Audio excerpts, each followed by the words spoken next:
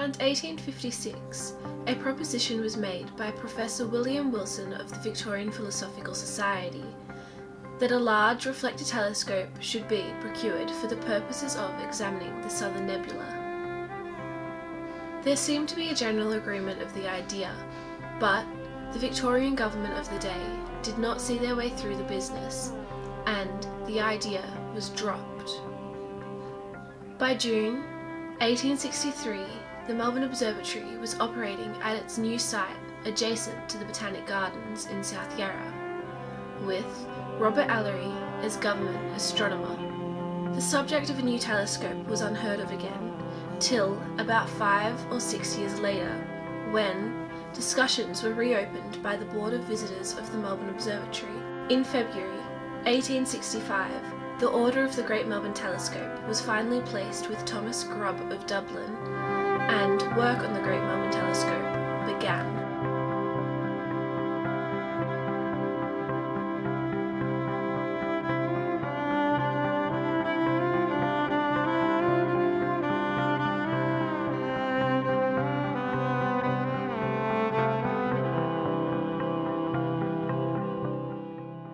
In 1868, the telescope was ready to be shipped to Melbourne on board the Empress of the Seas, arriving to the port of Melbourne in December 1868.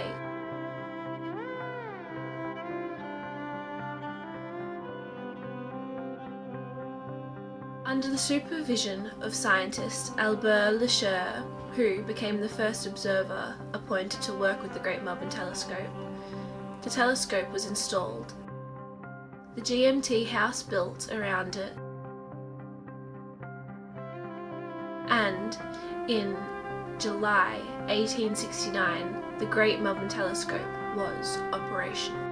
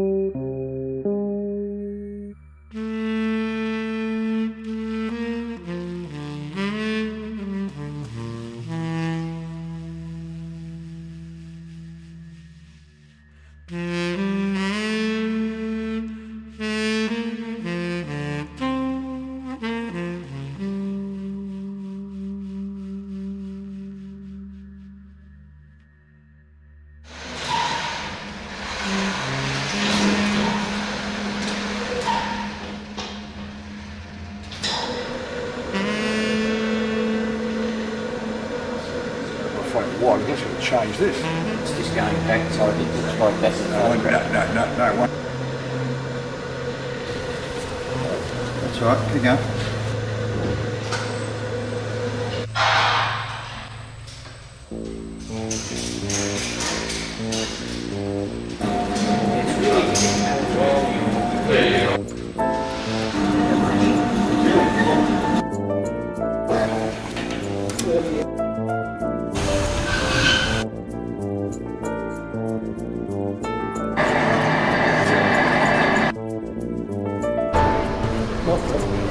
Was there nothing wrong with it? No.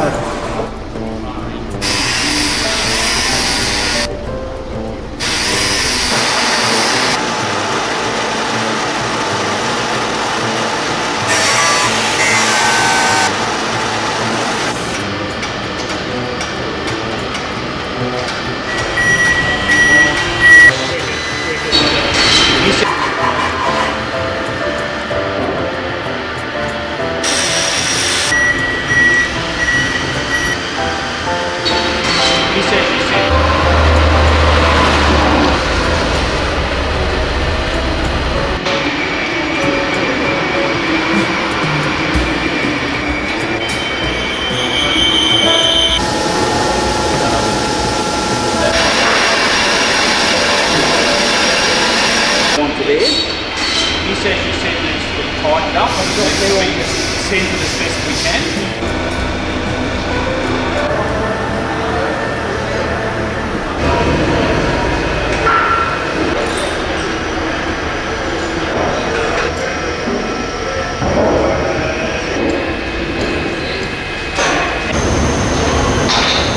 Alright, Lonnie.